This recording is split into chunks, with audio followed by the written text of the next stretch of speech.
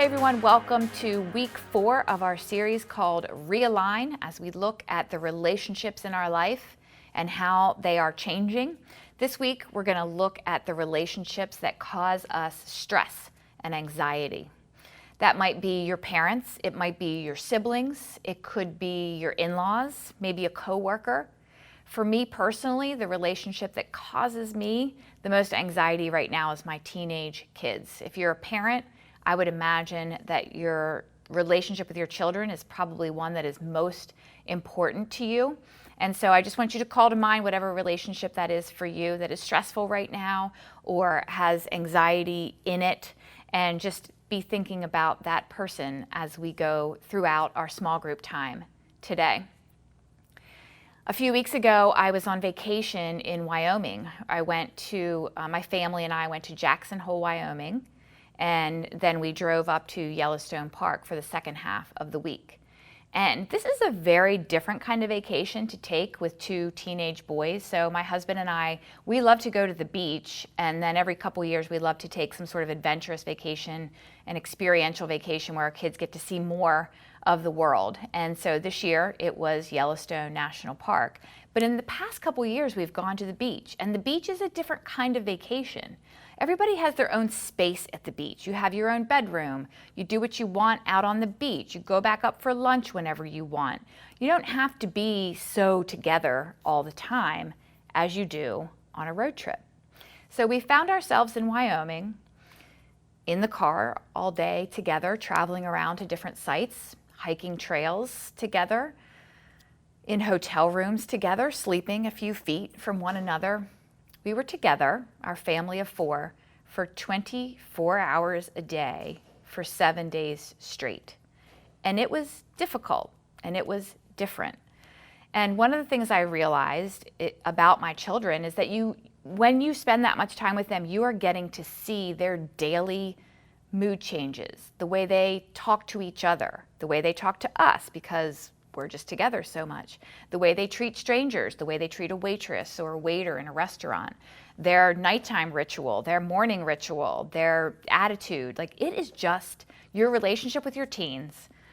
My relationship with my teens was so in my face that week, and it caused me a great deal of stress and anxiety about where we are in our relationship. And at the same time, I was doing a Bible study on the Bible app, just a little Bible plan about navigating teenage relationships. And there was a lot of great advice in this Bible app study that I did, but one thing stood out to me, and that one thing was talk less, pray more. Great advice. I mean, there's some relationships, sure, that you have to talk through some things, right? But in general, I think it's pretty good advice to talk less and pray more. People are difficult, and Christianity is a ministry of people. So if you're a Christian, your ministry is that of people. You might serve here in the cafe or as a greeter, or maybe your ministry is your small group, and that's great. But if we had to pare it down to what Christianity is, what the ministry of Christianity is, it's a ministry of people. No matter what you're doing, you are always going to be surrounded by people. And your ministry is to love them and love God and make disciples. So we have to be with people, but there's a couple things that we need to know about people. Like, let's just face how difficult people are.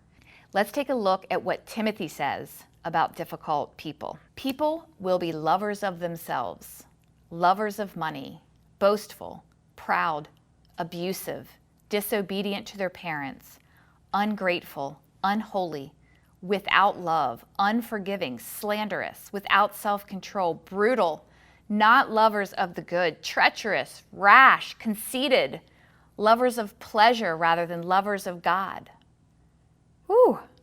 Think of the relationship with that person that you were thinking of, the relationship that you have anxiety and stress around. When I think of mine, my children, my teenage kids, I think, oh yeah, lovers of themselves.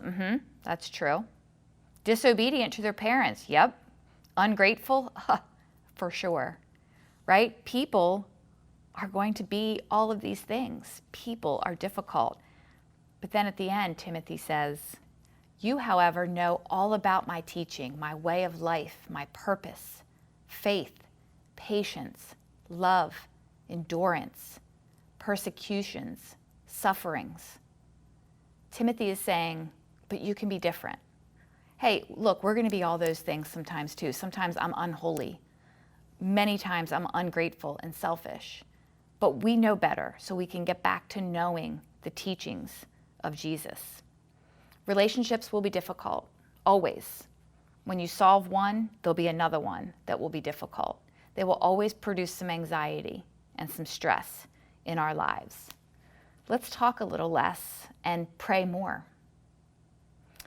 You know, when I was in Wyoming, there was a little Catholic church downtown, and it had this huge labyrinth.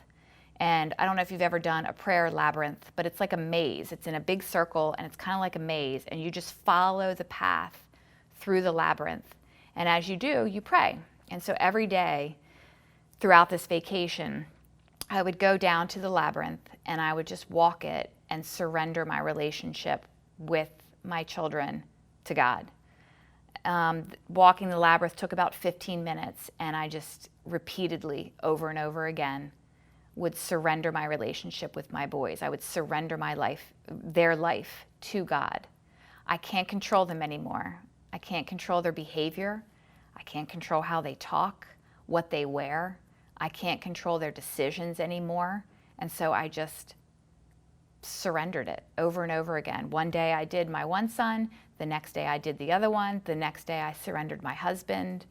I just prayed. It's all I could think of to do. And I talked a lot less. I said a lot less things. You know, when you're with your kids that much, you can judge everything they're doing, and you can tell them about it because you're seeing them every minute of the day.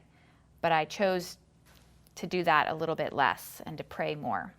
Now, my husband, he thinks about this a little bit differently. He's kind of more trusting of God. I guess he understands more that, like, this is what teenagers do. It's okay. And so I'm trying to get there through prayer. That's not one of the things that causes anxiety for him. There's other things that cause anxiety for him, but this isn't one of them. His relationship with the boys, he just thinks that, you know, it's going to work out, and he trusts God that it's going to. So I'm trying to get a little bit closer to trusting God in all of that. You know, in the reading this weekend, it said, do not worry about anything. The famous Philippians reading, don't be anxious about anything, but just pray. And so this week, my prayer for you is that you would surrender your relationships to God through prayer, that you would repeatedly do that until you feel peace. You are not in control of other people's behavior, but God has it. God is with you, He is for you, and He will never leave you.